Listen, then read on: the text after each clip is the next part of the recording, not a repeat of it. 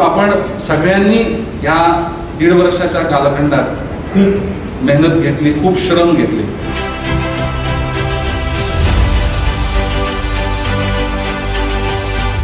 या निवडणुकीमध्ये आपल्या भारतीय जनता पार्टी पक्षाला एक चांगलं यश मिळावं याकरता आपण सगळ्यांनी प्रयत्नांची पराकाष्ठा केली. यथाशक्ती म्हणजे फक्त श्रम तर दिलेच, परंतु आपली पूर्ण ताकद देखील आपण या निवडणुकीमध्ये संपूर्ण पक्षाला दिली.